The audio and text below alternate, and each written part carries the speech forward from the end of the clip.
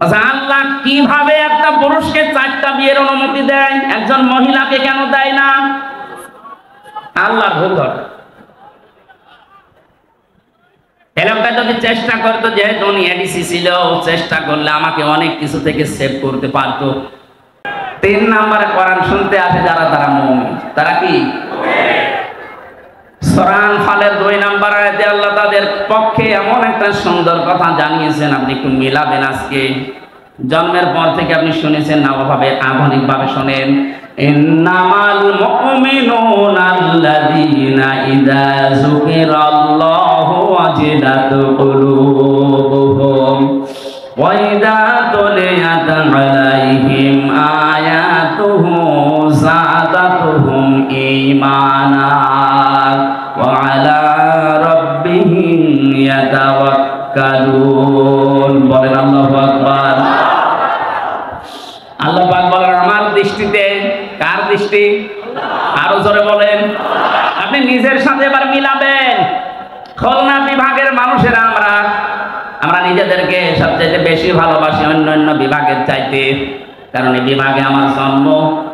আমি খুলনার, নিজেদেরকে বাইরের যখন জেলাতে যাই, বাইরের দেশগুলোতে, বাড়ি কোথায়, হয়তো কুষ্টিয়া, চুয়াডাঙ্গা, মেহেরপুর বলে চেনে না, জানি খুলনা বলা লাগে। আমি আপনাদের সন্তান হিসাবে ভালোবাসা আপনাদের উপরে বেশি আছে, এই দাবি নিয়ে বলছি। আমি চাই না আপনি জাহান্নামী হয়ে যান। আপনি মিলান তো। আল্লাহর দৃষ্টিতে মুমিন তারা যাদের সামনে আল্লাহর নামগুলো উচ্চারণ হলে তাদের কলিজা কেঁপে ওঠে। ভয়ঙ্কর কাজ করেছে আপনার এই জেলার, এখানে বাড়ি। আমি নাম শুনেছিলাম রিমান্ডে থাকাকালীন, ইমরান হোসেন ইমন নাকি যেন নাম, শেখ ইমরান হোসেন ইমন। এই মানুষটা যাদেরকে নিয়ে আসতো অফিসার হিসাবে, তারা আল্লাহ পর্যন্ত ভুল ধরত। এই যে আকিজ সাহেবের বড় ছেলে, যেটা ডাক্তার শেখ মহিউদ্দিন সাহেব, উনি 4 বিয়ে করেছেন, হারাম কাজ করেছেন। বলেন, কোরআনে কারিমে তো আল্লাহ 2 2 3 3 4 4 নাম দিয়েছে, যে 4টা পর্যন্ত বিবাহ করতে পারো। তো ওনার সামর্থ্য আছে শারীরিক এবং অর্থনৈতিক।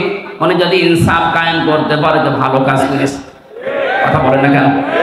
আরো উদ্বুদ্ধ করবে কিনা, আরো ধন্যবাদ জানাবে। ওনার উদাহরণ টেনে বলতো, আপনি যেখানে চাকরি করেন ওই মালিক 4 বিয়ে করেছে, উনি হারাম কাজ করেছে। আল্লাহ কিভাবে একটা পুরুষকে 4টা বিয়ের অনুমতি দেয়, একজন মহিলাকে কেন দেয় না?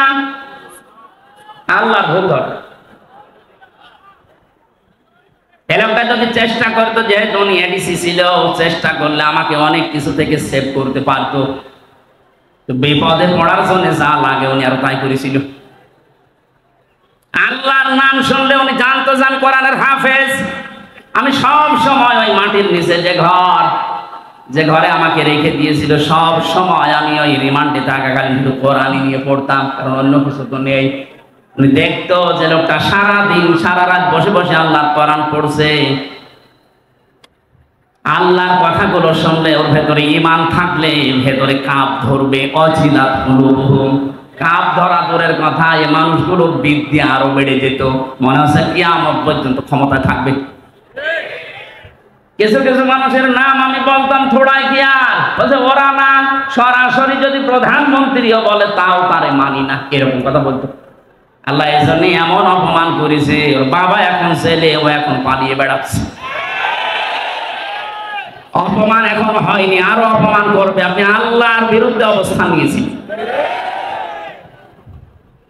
আল্লাহর কথা বললে যাদের অন্তরে কাঁপ ধরে না, আল্লাহর কোরআন শুনলে যাদের ঈমান বৃদ্ধি হয় না, বুঝতে হবে তাদের আল্লাহর দৃষ্টিতে মুমিন হওয়া এখনো সম্ভব হয়নি।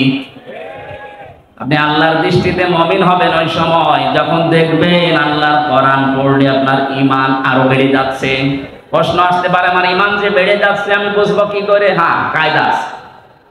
সূরা মাইদা 7 নাম্বার পারার 1ম নাম্বার পৃষ্ঠা 1ম নাম্বার লাইনের 73 নাম্বার আয়াতে আছে, ওয়াইদা সামিউ মা উনজিলা ইলার রাসূলি তারা আ'য়ুনাহুম তাফিদু মিনাদ দামি মিম্মা আরাফু মিনাল হক। হে নবী, আপনি যখন কোরআন তাদেরকে শোনাবেন, ওরা যখন কোরআনের এই মর্মবাণীগুলো উপলব্ধি করতে পারে, বুঝতে পারবে, আপনি দেখবেন মনের অশান্তি তাদের চোখ দিয়ে পানি পড়ছে। এখানে যারা বসে আছে লক্ষাধিক মানুষ, আমরা সবার চোখে পানি আসবে না। আজকের আলোচনা শোনার পরে দেখবেন কিছু মানুষের চোখ দিয়ে মনের অজান্তে পানি পড়ছে। ওয়ালা রাব্বিহিম ইয়াতাওয়াক্কালুন, বাড়ি যাওয়ার আগে তারা সিদ্ধান্ত নিয়ে যাবে, আজকে থেকে আল্লাহ ছাড়া কারো উপরে ভরসা করব না। এই তিনটি বৈশিষ্ট্য যাদের ভেতরে আছে, আল্লাহর নাম শুনলে কলিজায় কাঁপ ধরবে, আল্লাহর কোরআন শুনলে ঈমান বেড়ে তাদের চোখ দিয়ে পানি আসবে, আল্লাহ ছাড়া কাউকে ভরসার স্থল বানাবে না। আল্লাহর দৃষ্টিতে এরা প্রকৃত মুমিন। এরা কি? আল্লাহ এই মানের শ্রোতা হওয়ার তৌফিক দেন, বলেন আমিন। সুতরাং আমরা নির্বাচিত হয়ে যারা এখানে বসে আছি, আমরা খুশি না বেজার? বলেন বলেন, জবান খুলে বলেন আলহামদুলিল্লাহ। দরুদ আর সালাম পড়ছি আমাদের নবী মুহাম্মদুর রাসূলুল্লাহ সাল্লাল্লাহু আলাইহি ওয়াসাল্লামের প্রতি। আমার আজকের তেলাওয়াতকৃত আয়াত আপনারা দেখেছেন, একটা পরিচিত আয়াত পড়েছি, অনেকের কাছে এটা মুখস্থ আছে। সূরা আরাফ আয়াত নাম্বার 179, একটা মাত্র আয়াত পড়েছি। বিশ্বনবীর লক্ষ কোটি হাদিস থেকে মাত্র একটা হাদিসের অর্ধেক পড়েছি। আমরা এই দুইটার সামনে নিয়ে কিছু কথা আপনাদের সামনে বলবো। আল্লাহ যেন আমাকে তৌফিক দেন, আপনাদের ধৈর্য দেন, বলেন আমিন। এটা কি বিড়ি খেতে যাচ্ছে নাকি ওই 2 নম্বরে? না ভাই, ওঠা যাবে না। যুবক মানুষ যদি উঠে চলে যায়, 1-1.5 ঘন্টা বসে থাকতে পারে না। ও বিয়ে দিলে বউ টেকবে।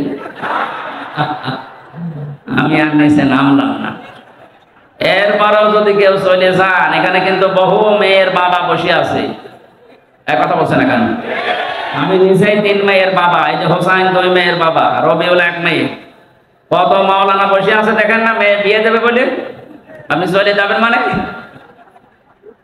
হাজার হাজার মানুষ বসে আছে, মেয়ের বাবারা যে আজকে জামাই সিলেক্ট করবে। তাহলে যে 1.5 ঘন্টায় ডিউটি চলে যান, বলবেন না এর কাছে দিলে আমার মেয়ের জীবন দুনিয়া শেষ। শেষে দেখবেন আপনার আর জীবনে বিয়েই হবে না, কারণ এটা রেকর্ড হচ্ছে। সারা দুনিয়া ছড়িয়ে যাবে যে ওই যে উঠে চলে যাচ্ছে, ওটা মনে হয় সমস্যা আছে।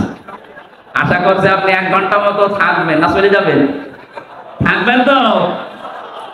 সূরা আরাফে 206টা আয়াত আছে, 14টা রুকু আছে, মাত্র একটা আয়াত পড়েছি। আমরা তাফসীর আকারে কথা বলতে চাই নাকি মাছের কাহিনী শুরু করব? তাফসীর শুনতে রাজি আছেন না? শব্দের শাব্দিক অর্থ পরিচিত হওয়া। আরাফ মানে কি?